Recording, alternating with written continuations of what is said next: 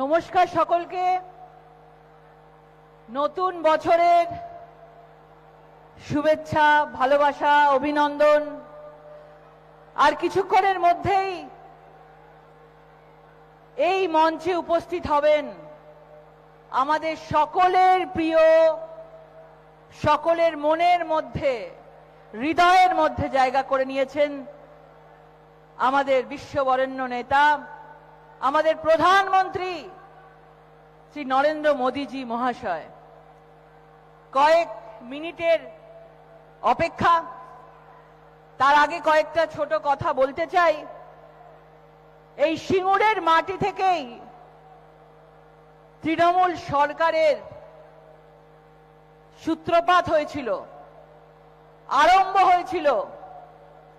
এই সিঙ্গুরের মাটি থেকেই এই তৃণমূল সরকারের বিসর্জন হবে। শুধু সময়ের অপেক্ষা, আর ভোট চুরি নয়। আজ রোহিঙ্গাদের, অনুপ্রবেশকারীদের দিয়ে ভোট নয়। আজকে হুগলিবাসী, আজকে সিঙ্গুরবাসী, যারা এই দেশের নাগরিক আছেন, যারা এখানে কষ্ট করে পরিশ্রম করে রোজগার করছেন, আজকে তাদের জন্য তাদের ভোট হবে। সারা জায়গায় দেখতে পাচ্ছেন পশ্চিম বাংলার অবস্থাটা কি করেছে। একদিকে যখন নরেন্দ্র মোদী সরকার পুরো ভারতবর্ষকে এগিয়ে নিয়ে যাচ্ছে, কিছুক্ষণের মধ্যেই সরকারি বড় বড় প্রকল্প উদ্বোধন হবে। আমাদের এই হুগলিতেই, এই বলাগড়ে পোর্টের উদ্বোধন হবে, এত বড় বড় কর্মসংস্থান হবে। আর তখন অন্যদিকে দেখছেন দুদিন তিন দিন ধরে এই পশ্চিমবঙ্গের বুকে বেলডাঙ্গা, মুর্শিদাবাদের সেখানে মব, তারা ট্রেনের মধ্যে পাথর ছুটছে, ট্রেনের লাইনের মধ্যে পাথর দিয়ে দিচ্ছে। গতকাল বন্দে ভারত এক্সপ্রেস সূচনা হয়েছে, কিন্তু ওই লাইন দিয়ে যেতে পারেনি। কারণ তারা দেখছে যখন নতুন ট্রেন আসছে, নতুন ডেভেলপমেন্ট হচ্ছে, নরেন্দ্র মোদীজি নতুন যোগাযোগের ব্যবস্থা করছেন, তখন বেলডাঙ্গার মতো জায়গায় সবাই কই পরিযায়ী শ্রমিকের নাম করে টায়ার জ্বালানো থেকে শুরু করেছে। আর সেটা গিয়ে ঠেকেছে একজন মহিলা সাংবাদিকের ওপর। এখানে অনেক সাংবাদিকরা আছেন, আপনাদের বলতে চাই, কাল মহিলা সাংবাদিকের ওপর হয়েছে, আজকে আপনাদের ওপর হতে পারে, কাল অন্য কারোর হতে পারে। প্রতিবাদ জানান, আন্দোলনের ভাষাকে আরো স্পষ্ট করুন। এইভাবে সাংবাদিকদের গণতন্ত্রের চতুর্থ স্তম্ভকে বন্ধ করে দিতে পারে না।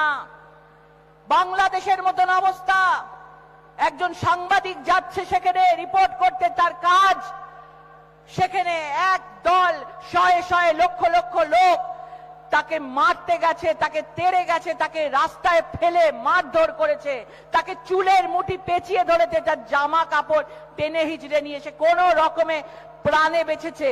আর সবচেয়ে আশ্চর্যজনক বিষয়, সবচেয়ে বড় বড় কোশ্চেন মার্ক, এই পুলিশ, এই আশেপাশে যে পুলিশগুলো দাঁড়িয়ে আছেন, এই পুলিশরা কালকে দাঁড়িয়ে দাঁড়িয়ে সেদিনকে দেখছিল।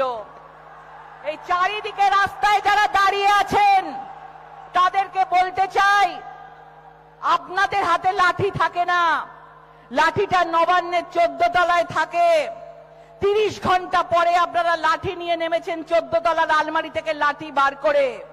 আর যারা সেদিনকে ওই মহিলা সাংবাদিকের ওপর তেড়ে গেছে, অ্যাটাক করেছে, মারধর করেছে, তাদেরকে আপনারা থামাতে পারেননি। তাকে বলেছেন আমাদের ওপর থেকে অর্ডার নেই।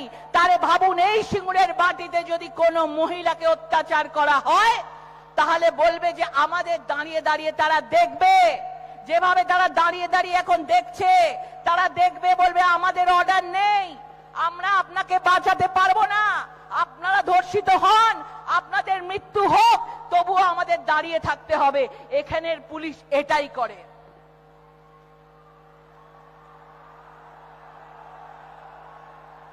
একজন মহিলা মুখ্যমন্ত্রী হয়ে একজন মহিলাকে বাঁচাতে পারেন না, শুধু চাই ভোট, ভোট আর ভোট। একদিকে নরেন্দ্র মোদী যখন ডেভেলপমেন্ট করছেন, ট্রেন চালাচ্ছেন, বন্দর তৈরি করছেন।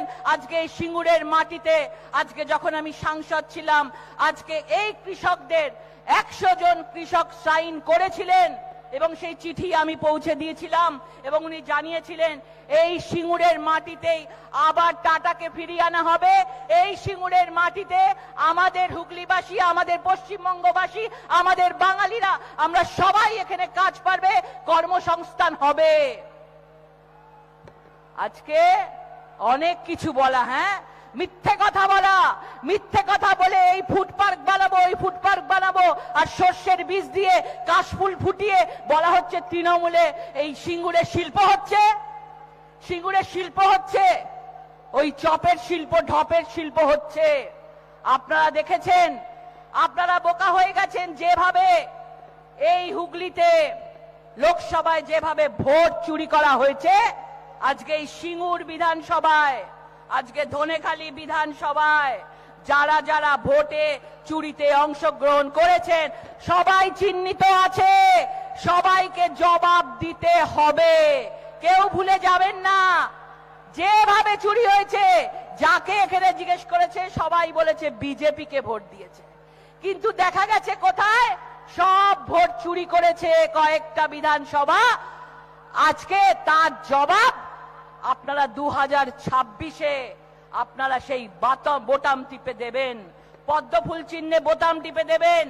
আজকে এসআইআর যেভাবে হচ্ছে, যেভাবে দেখছেন এসআইআরে, আজকে আমাদের অশোক দাস বলে আজকে 109 নম্বর কলকাতায় ওয়ার্ডে তাকে ধমকি হুমকি দিয়েছে বলে তাকে আত্মহত্যা করতে বাধ্য করা হয়েছে।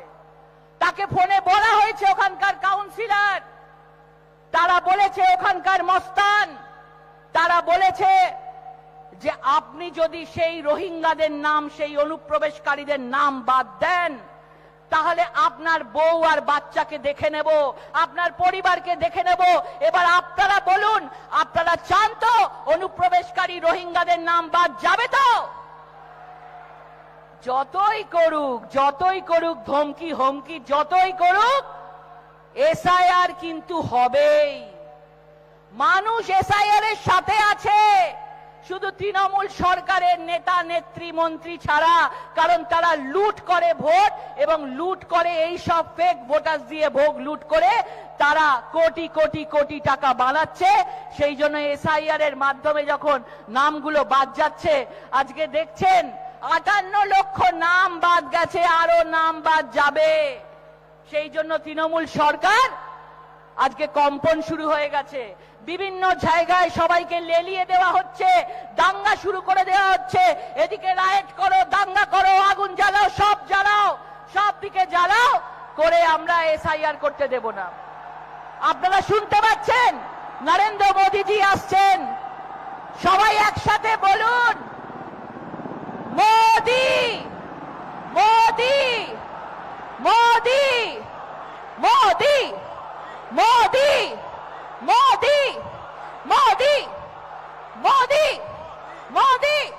মোদি মোদি মোদি মোদি মোদি মোদি মোদি মোদি বন্দে মাতরম, বন্দে মাতরম, বন্দে মাতরম। জয় শ্রীরাম, জয় মা দুর্গা, জয় মা কালী, জয় মা জগদ্ধাত্রী। ধন্যবাদ।